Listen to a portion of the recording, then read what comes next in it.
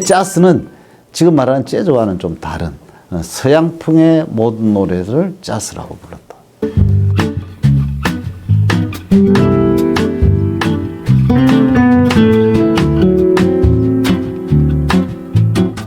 그때 재즈는 지금 말하는 재즈와는 좀 다른 서양풍의 모든 노래를 재즈라고 불렀다.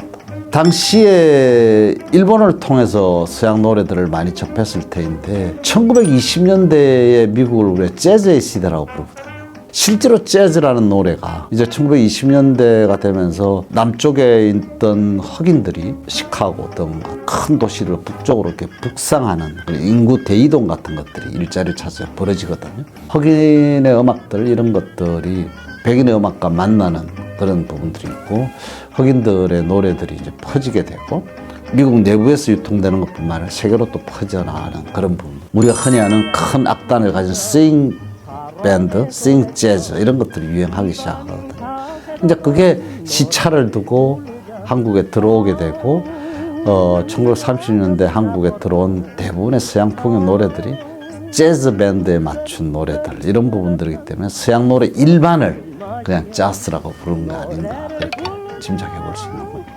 일본에서 그냥 받아들여서 번안을 한 것들은 30년대부터 시작이 되지만 한국 창작자들에 의해서 창작돼주고 한국 가수에서 불러진 것은 30년대 말입니다. 그래서 1930년대 말이라고 하는 것에 강조점을 둔 필요가 있겠는데 1930대 초반부터 한 10년 동안이 한국 대중가요사에서 보면 굉장한 번창기였고 유행가의 음반 시장이 굉장히 활성화됐던 시기였거든요. 그러니까 어떻게 보면 한 10년 동안에 음악적 완성도라고 그럴까 이런 부분들이 이제 서서히 형성되기 시작한 것 아닌가. 그래서 뭐 재즈라는 곡이 트롯이나 시민요보다 훨씬 우월했다기보다는 조금 더 복잡한 음악 구조를 가지게 되었다는 점에서 이제는 음악에 대한 유행가에 대한 내공이 작곡 분야에서도 쌓이고 작사 분야에 쌓이고 그걸 퍼포먼스를 할 수 있는 가수들의 등장 이런 부분들도 본 것 아닌가라고 이렇게 볼 수 있겠습니다. 그래서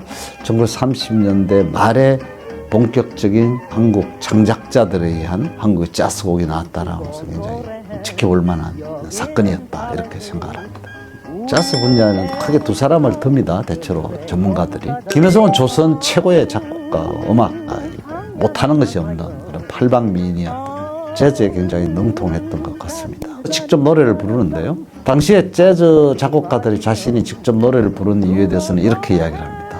자기의 곡을 소화해줄 가수를 찾지 못했기 때문에 직접 부를 수밖에 없었다라는 식으로 이야기합니다. 제가 개인적으로 좋아하는 김여성의 재즈곡은 다방의 푸른 꿈이라는 곡인데 그 곡을 자기 아내인 이난영에게 줘서 부르게 했는데 그 곡은 지금 들어도 굉장히 세련됐다는 느낌들 뭐 이런 것들을 지울 수가 없을 정도. 그래서 김혜송이라는 작곡가를 첫 번째로 손꼽고 싶고요. 그다음에 두 번째는 손목인이라는 작곡가가 있는 김혜송 씨보다는 길게 활동을 했으니까 뭐 많이 알려져 있는데 그분의 가장 대표적인 목포의 눈물입니다. 그것은 트롯이잖아요. 그러니까 이분도 트롯도 하고 민요도 하고 그다음에 재즈곡도 할 수 있는 이분도 대단한 분이에요. 손목인과 김여성은 둘 다 서로를 상당한 라이벌로 생각을 하고 있었다. 서로가 이제 선수들끼리 알아보았다 그럴까요? 그런 점이 있었다고 생각합니다. 손목인도 자신의 대표곡을 주로 이난영에게 줘서 이난영이 부르게 했다. 그렇게 보면 이난영이라는 가수는 가객이었던 그런 부분들도 있는 것이죠.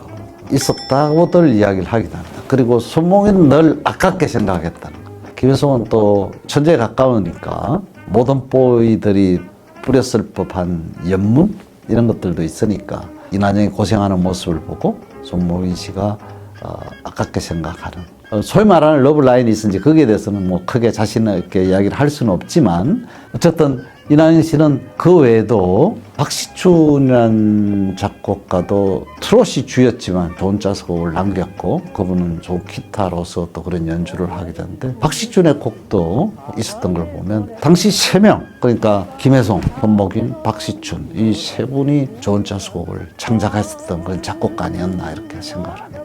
재즈송 혹은 재즈 음악이라고 하는 것들을 당시에 대중들의 입에 오르내리게 한 사람은 복혜숙이라고 하는 배우 겸 가수였습니다. 이분은 원래 배우죠. 그리고 이분 굉장히 오랫동안 배우 활동을 하신 분인데 30대 초반부터 일본에서의 재즈곡들을 가져와서 번안 형식으로 불렀다고 합니다. 창작이 아닌 거죠. 뭐 예를 들면 종로 행진곡, 서울에 있는 종로 있잖아요. 그것은 일본의 도톤보리 행진곡, 도톤보리 맞지? 뭐 이런 것을 가져와서 번안해서 불렀다라. 근데 이분은 뭐 음악적으로 아주 뛰어난 가수는 아니었고 그렇음에도 불구하고 서양 노래를 배우가, 당시의 배우라는 것은 당시 조금 진취적인 형태의 성격을 가진 사람들이거든요. 얼리어답터라고 할까요? 자기가 그런 노래를 불러서 이것도 못 듣던 노래인데 저게 무슨 곡인가? 그러니까 저게 자스곡이야. 자스라는 이름을 서양에서 나온 음악이라고 하는 것을 자스라고 부르도록 하는데 일조를 한